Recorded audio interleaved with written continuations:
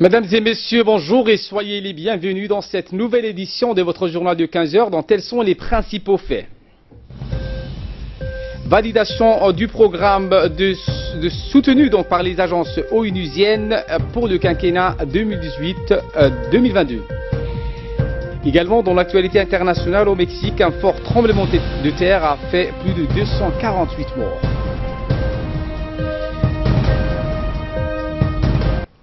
Avant de développer ces sujets, bonne fête tout d'abord, ce à l'approche de la célébration du nouvel an musulman 1439, donc et demain sera une journée fériée, chômée et payée.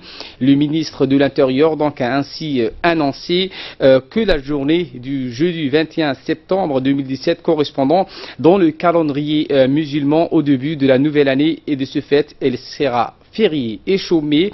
Profitant donc de l'occasion, le ministre de l'Intérieur adresse ses meilleurs vœux de bonheur, de prospérité, de paix à la population ainsi qu'à la communauté étrangère résidente à Djibouti.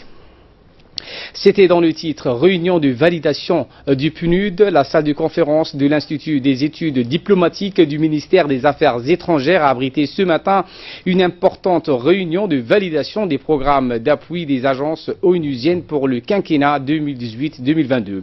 La représentante du PNUD, Madame Barbara Monzi, en qualité de coordinatrice des agences onusiennes et les représentants des départements sectoriels ont pris part donc à cette réunion de travail. Cette réunion a été présidée par le secrétaire général du ministère des Affaires étrangères et de la coopération internationale, Mohamed Ali Hassan, et la représentante résidente du programme des Nations Unies pour le développement en République de Djibouti. Ahmed Hamad donc avec nous sur ce plateau. Ahmed, bonjour. Bonjour Ali. Et cette donc réunion du ministère de l'Institut des études diplomatiques avec les agences onusiennes, Ahmed, que contient donc ce document? Eh bien, ce document, Ali, dit programme pays, représente donc le cadre de coopération pour les 5 prochaines années et décline donc les axes stratégiques de l'appui du PNUD à Djibouti. Il est le résultat, Ali, d'une longue et étroite collaboration entre le gouvernement et les partenaires au développement présents à Djibouti. Ce document, il faut le rappeler, a été élaboré pour répondre aux priorités nationales telles que décrites dans le projet Vision 2035, dans le cadre de la stratégie pour la croissance accélérée et la promotion de l'emploi, le SCAPE, ou le plan cadre des Nations Unies pour le développement, l'UNDAF. Une fois validés donc, les projets contenus dans ce document seront exécutés par le gouvernement avec l'appui du PNUD. Plusieurs hauts cadres donc responsables d'administration publique du pays, des représentants des organismes nationaux, les secrétaires généraux du différents départements ministériels ont participé à cette réunion. Et dans son intervention, la représentante donc résidente du PNUD à Djibouti, Madame Barbara Menzi, a remercié donc tous les participants pour leur disponibilité et leur a fait un bref compte-rendu des activités menées par le PNUD à Djibouti pour parvenir à un développement durable. Nous l'écoutons. Plan cadre des Nations Unies pour le développement 2018-2022, ou UNDAF, ou PNUAD en français, qui sera signé prochainement avec le gouvernement. Mesdames et Messieurs, les résultats du programme du pays pour le PNUD, connu sur la sigle anglaise des CPD, Country Program Document, déroulent directement du travail réalisé dans le cadre de l'élaboration de l'UNDAF, du Grand Plan des Nations Unies, et le CPD sera présenté au Conseil d'administration du PNUD au mois de janvier 2018. Sa validation aujourd'hui, la discussion qu'on aura, est une étape décisive et marquera le renouvellement des engagements du PNUD vis-à-vis de l'État de Djibouti et de tous ceux qui y vivent, surtout les plus vulnérables. Et donc le secrétaire général des Affaires étrangères, du ministère des Affaires étrangères, Mohamed Ali Hassan, a présidé donc cet atelier et il a indiqué durant son intervention que le PNUD travaille donc en étroite collaboration avec le gouvernement et a remercié donc les agences onusiennes présentes à Djibouti pour leur dynamisme et de leur soutien. Nous l'écoutons également. Je tiens également à rappeler que la vision 2035 de Djibouti et du gouvernement identifie les priorités de développement qui sont axés sur la réduction de la pauvreté absolue de plus d'un tiers, la diminution du chômage et également assurer l'accès universel aux services de santé de base, à l'énergie et à l'eau potable. Elle vise également à mieux préparer le pays à une croissance plus inclusive et au changement climatique. Au même titre, le gouvernement est fortement engagé dans le programme de développement durable à l'horizon 2030 pour atteindre les objectifs de développement durable. Ce document de programme pays appuiera le gouvernement dans l'exécution de l'agenda 2030, mènera à bien la vision 2035 avec les autres partenaires pour réaliser la stratégie de la SCAP et donc contribuer aux résultats du PNUAD 2018-2022 qui sera prochainement signé. Ce programme pays repose sur l'évaluation commune par pays, les priorités du gouvernement et du PNUAD, les enseignements tirés du cycle précédent et les avantages comparatifs du PNUD. Il se veut ambitieux et s'attaque aux défis liés au développement, à l'aide humanitaire et à la résilience pour réduire la pauvreté, les inégalités entre les hommes et les femmes, les inégalités entre les zones géographiques et l'exclusion. Il favorisera la durabilité et la résilience de l'environnement grâce à des stratégies intégrées et aidera les populations les plus démunies et les plus vulnérables. Ce document, le programme pays, qui a fait l'objet d'une étude à travers le PNUAD, reste un document de référence pour la planification et sera soumis prochainement par le bureau du PNUD au comité d'approbation des projets à New York pour donc à recevoir l'aval avant d'être approuvé définitivement par le conseil d'administration. Voilà donc Ali, tout ce que l'on pouvait dire concernant cette réunion importante donc, qui a eu lieu aujourd'hui à l'Institut diplomatique de Djibouti et portant sur la validation des programmes d'appui des agences onusiennes pour le quinquennat 2018-2022. Merci Ahmad pour ces précisions. Également, dans l'actualité de ce 15h, les hauts responsables de l'aéroport international de Djibouti ont reçu dans leur local hier une délégation de la Commission nationale de lutte contre la corruption. Cette délégation étant conduite par son directeur des investigations et de la déclaration de patrimoine, Hamza Abdi. Celui-ci a remis au nom du président de la commission, Ousmane Idriss, les formulaires de la déclaration de patrimoine au directeur général, aux conseillers, aux directeurs et chefs de division de l'aéroport de Djibouti. Le directeur de la déclaration de patrimoine a précisé que cet acte vise à recueillir la déclaration des biens mobiliers et immobiliers des hauts cadres ainsi que les biens appartenant à leurs conjointes et à leurs enfants mineurs. Le dépôt des déclarations de patrimoine dûment rempli devra se faire dans un délai de 1 mois à compter de la date de réception. Je vous propose de suivre Hamza Abdiadan. Le patrimoine est un outil qui permet de promouvoir la transparence et la traçabilité des deniers publics.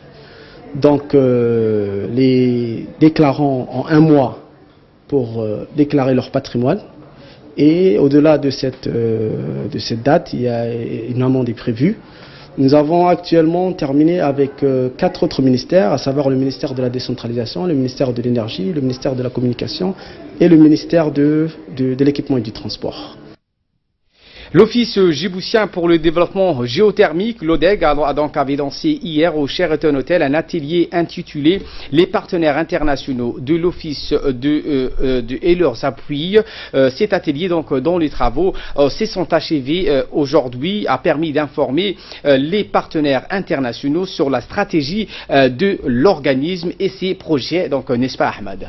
Non pas seulement donc, sur la stratégie de l'organisme et ses projets, mais également sur les moyens qu'il compte mettre en œuvre avec le soutien du gouvernement. Au cours de ces 2 jours de travaux, Ali, une présentation des principaux soutiens de l'Office djiboutien pour le développement géothermique a été fait, qu'il s'agisse d'appuis bilatéraux ou multilatéraux. Enfin, cet atelier a permis d'aviser les uns et les autres sur les projets en cours pour que l'utilisation de l'énergie géothermique soit une réalité en République de Djibouti.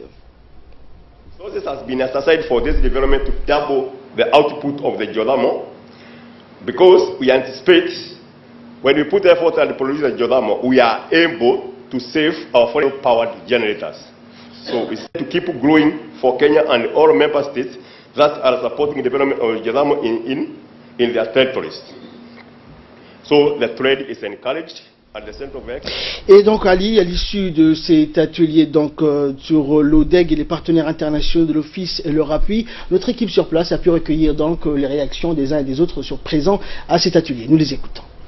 L'objectif de cette réunion d'aujourd'hui, c'est d'analyser les progrès réalisés au niveau de la mise en place et de l'opérationnalisation du Centre géothermique africain d'excellence.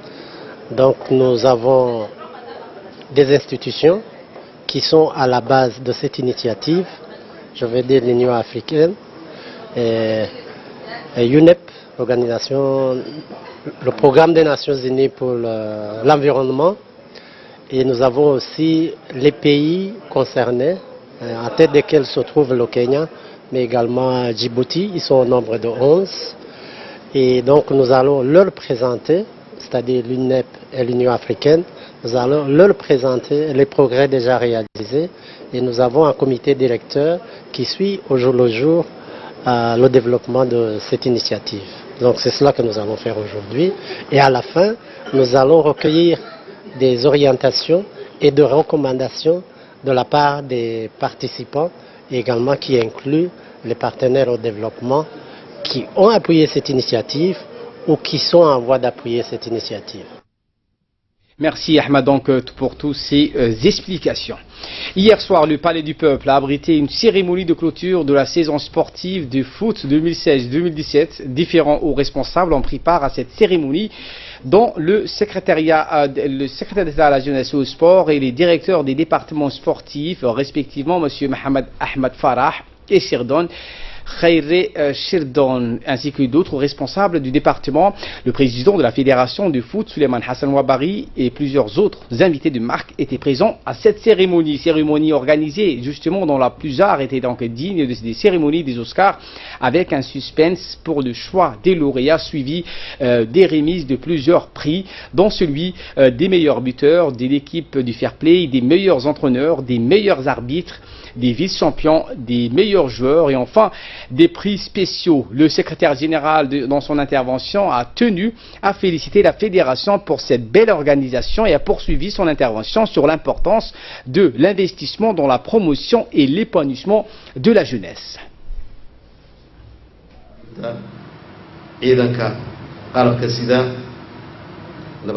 Le secrétaire donc a remercié toutes les personnes qui ont contribué de près ou de loin à l'essor du football djiboutien. À sa tête, le secrétaire d'État à la jeunesse et au sport.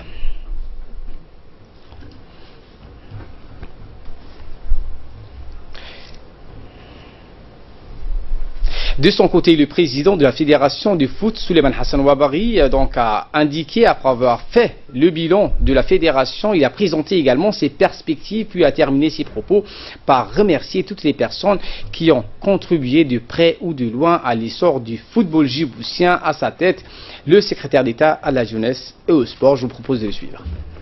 Comme vous le savez, la saison dernière était riche en événements. Elle a marqué l'histoire de notre football car de grands événements se sont produits.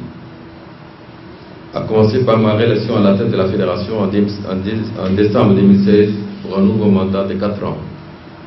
La décentralisation du championnat national de la première division à Al-Séville qui était un événement réussi. Mon élection au comité exécutif de la CAF, une première pour un petit pays, Djibouti. La mise en place d'une nouvelle compétition Super League qui a été organisée pour les 5 premières équipes du championnat national de la première division.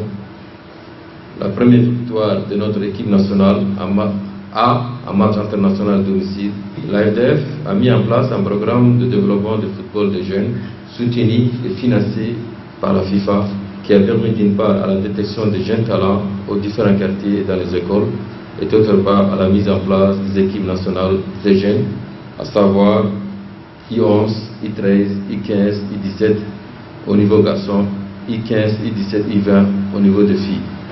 Je ne pouvais terminer mes remerciements sans remercier les sponsors, les médias, la police nationale, la gendarmerie, les supporters, les joueurs et officiels et tous ceux qui ont de près ou de loin participé à la réussite de cette saison. Enfin, je ne pourrais clore mon intervention sans exprimer nos profondes gratitudes et nos remerciements au président de la République, son Excellence M. Ismaël Merguele, pour sa vision éclairée en faveur de la jeunesse et au sport. Sport toujours avec le jeu asiatique des sports en salle et des arts martiaux qui se déroule à Ashgabat, capitale du Turkménistan, depuis le 17 septembre dernier et se poursuivront jusqu'au 27 de ce mois. La République de Djibouti, qui a été officiellement invitée à la cérémonie d'ouverture, s'est représentée par son ambassadeur en Fédération de Russie, Mohamed Ali Kamil. Des athlètes de plus de 60 nationalités seront en lice pendant 10 jours.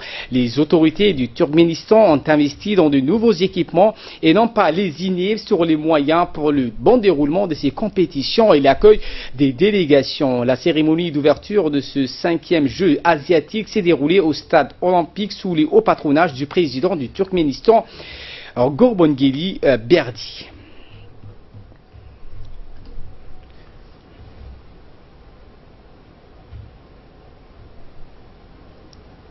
Sport toujours, cette fois à Djibouti, où la Fédération djiboutienne de tir à l'arc a fait son entrée comme nouvelle discipline sportive sous l'égide du secrétaire d'État à la jeunesse et au sport. La Fédération djiboutienne de tir à l'arc est à la recherche des jeunes adeptes de ce sport pour en faire des futurs champions.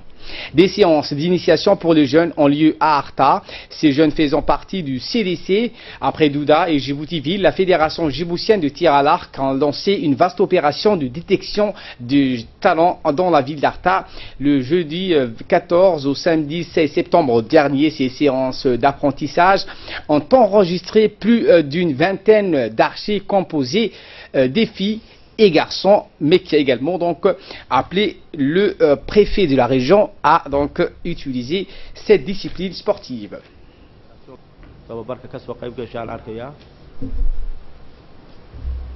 Passons à présent à l'actualité à travers le monde. Au Mexique, un nouveau séisme d'une magnitude de 7,1 degrés sur l'échelle de Richter a fait 248 morts, mais ce bilan reste encore de s'alourdir, de nombreuses personnes étant donc encore ensevelies sous les décombres des immeubles.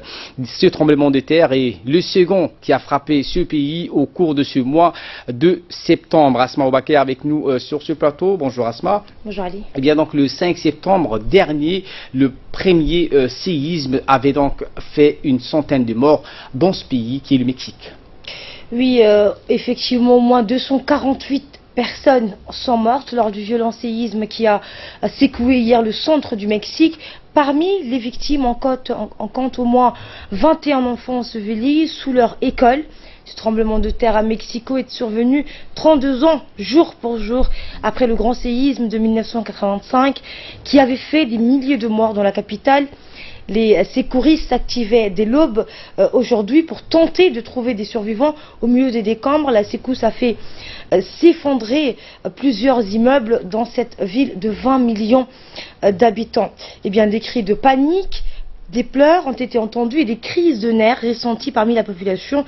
Le tremblement de terre de 7,1 degrés est survenu après un autre séisme de 8,2 qui avait fait une centaine de morts dans le sud du pays début septembre.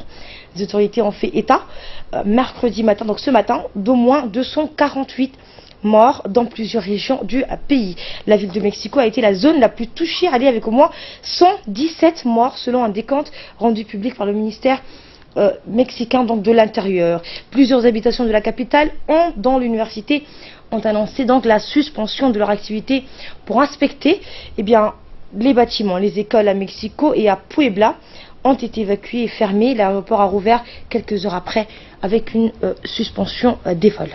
Autre calamité Asma naturelle, cette fois due au changement climatique. Les ouragans continuent de frapper les Antilles et les îles des Caraïbes. Après Irma et José, donc une nouvelle tempête dénommée Maria a déjà fait des dégâts en Guadeloupe, en Martinique, à Saint-Domingue.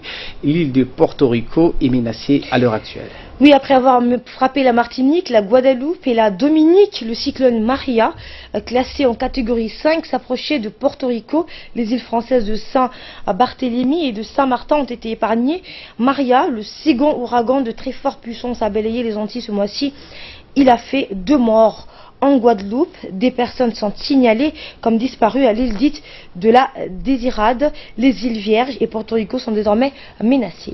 Quelles sont donc, Asma, les îles qui ont été épargnées? Eh bien, les îles françaises de Saint-Barthélemy et de Saint-Martin ont été épargnées par l'œil de l'ouragan. Les deux territoires ont été balayés par des rafales de vent de 100 à 130 km/h, soit bien moins que la puissance destructrice de l'ouragan Irma la semaine dernière à Porto Rico par exemple. Le gouvernement de l'île a appelé la population à gagner les abris. Le Centre américain des ouragans parle d'un ouragan extrêmement dangereux et potentiellement catastrophique, toujours dans la catégorie 5 maximale avec des vents à 280 km/h et des précipitations de l'ordre de 640 mm sur certains secteurs de l'île. L'œil du cyclone est passé à environ 50 km de la Martinique. On termine avec un mot en sport. Messi s'offre un quadruplé. Le Barça déroule donc le FC Barcelone a déroulé sur la pelouse contre Eibar 6-1 pour s'offrir donc une 5e victoire en 5 journées de championnat. Le Barça reste donc leader de la Liga en absence de Luis Suarez blessé pour le premier match après l'opération d'Ousmane Dembélé. Lionel Messi a flambé avec un quadruplé. Oui, alors l'équipe d'Ernesto Valverde a continué son début de saison parfait en enchaînant une 5e victoire de 5 matchs face à Eibar, 6-1. Lionel Messi y est allé de son quadruplé, tandis que Paulino et Denis Suarez ont poursuivi sur leur lancée du week-end dernier en marquant également. Au classement, le Barça caracole donc évidemment en tête avec 15 points en 5 matchs. Avant les matchs d'aujourd'hui, quant à Messi, il en est déjà à 9 buts en 5 journées. Les hommes ont beau voir un peu changer en Catalogne, la règle reste la même, quand Messi va, tout va. Et le match d'hier soir n'ira pas contredire cette impression. Après un début de match timoré où Eibar a posé des soucis à la troupe d'Ernesto Valverde, la Pulga a activé le mode tueur pour se débarrasser du 13e de Liga. D'abord en transformant un pénalty consécutif à une faute peu évidente sur Semedo, 1-0, puis en marquant 2 buts coûte sur coûte en seconde période pour clore le festival. Avant cela, donc, il avait pourtant fait quelques mauvais choix et multiplié les tentatives, il faut le dire, solitaires. Quelle était donc la raison, Asma? Eh bien, la raison, c'est coéquipier d'attaque inédit. Sans Ousmane Dembélé, blessé pour 4 mois et honoré par un t-shirt en début de match, mais également sans Luis Suarez, c'est un trident de Loufou, je vais y arriver, Denis Suarez, Messi, qui avait été choisi par Valverde, le premier à livrer donc un match complet, tandis que le second a réussi à marquer après une tentative ratée de la Pulga. Voilà donc Ali, tout ce que l'on pouvait dire sur ce qui domine l'actualité internationale. Et il faut le dire, la Pulga est le seul joueur aujourd'hui donc qui est sur l'avant-centre barcelonais. Merci Asma pour ces précisions. On se quitte sur ces belles images de vue aérienne donc du centre-ville djiboutien. C'était donc lors du 40e anniversaire de l'indépendance. Je vous propose de le suivre.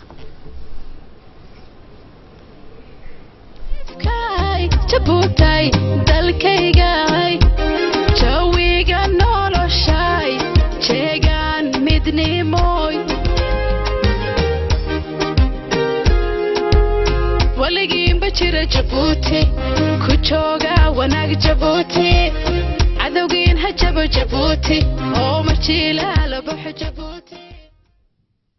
Partout dans le monde, le programme continue sur Télé Djibouti.